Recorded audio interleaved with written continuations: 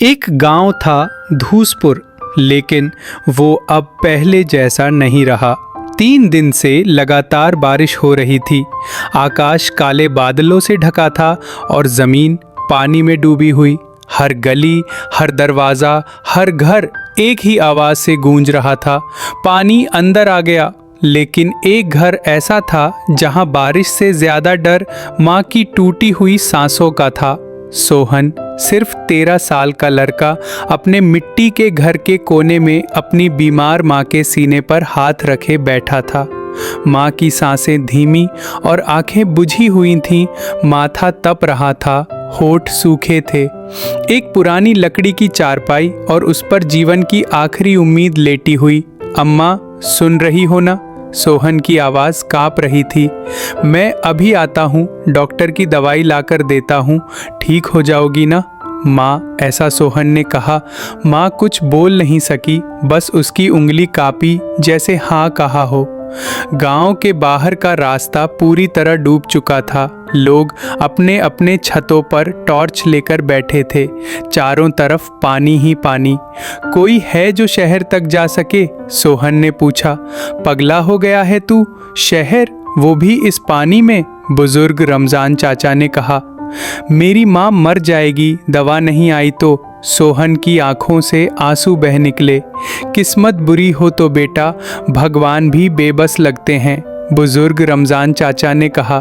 कोई और कुछ नहीं बोला। सोहन वहीं खड़ा रहा, पानी की तरफ देखता रहा। उसने अपनी पुरानी प्लास्टिक की टंकी को उल्टा किया, उसे नाव बना लिया। रास्ता आसान नहीं था, नदी का बहाव बहुत तेज था। हर मोड़ पर लकड़ी, प्लास्टिक, यहाँ तक कि लाशें भी तैरती हुई दिख रही थीं। वो डर रहा था पर रुक नहीं रहा था।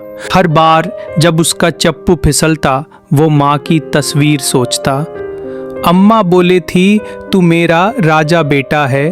अब राजा बना हूँ या सिपाही पता नहीं, पर माँ को बचाना है, बस इतना पता है। सोहन ने ऐसा सोचा, हाथ छिल गए थे। पानी इतना ठंडा था कि शरीर कांप रहा था। लेकिन शहर की एक लाल बत्ती दिखी, बिहारपुर हॉस्पिटल। उसने नाव को किनारे खींचा और भागता हुआ अंदर गया।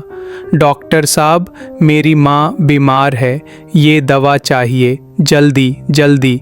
1 इंजेक्शन, 2 टैबलेट्स और कुछ गर्म पानी की बोतलें।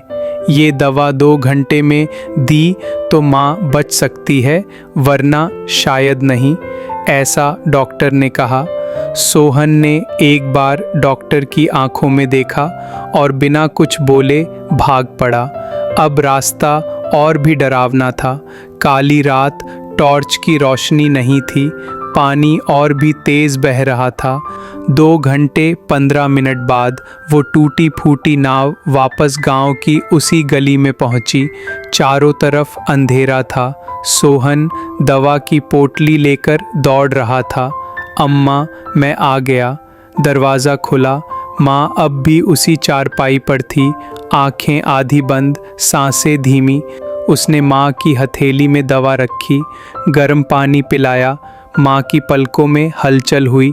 उसने बेटे का चेहरा देखा और मुस्कुरा दी। सुबह गांव की छतों पर चिड़ियाँ चहचहा रही थीं। बादल छट चुके थे। लोग अपने अपने घरों की मरम्मत कर रहे थे और एक घर जिसमें अब जिंदगी की रोशनी थी। माँ अब ठीक थी, कमज़ोर लेकिन जिंदा। सोहन ने उसके पैर दबाते हुए कहा, मैं राजा बेटा बना ना अम्मा? माँ ने हंसते हुए जवाब दिया, नहीं बेटा, तू तो मेरा भगवान निकला।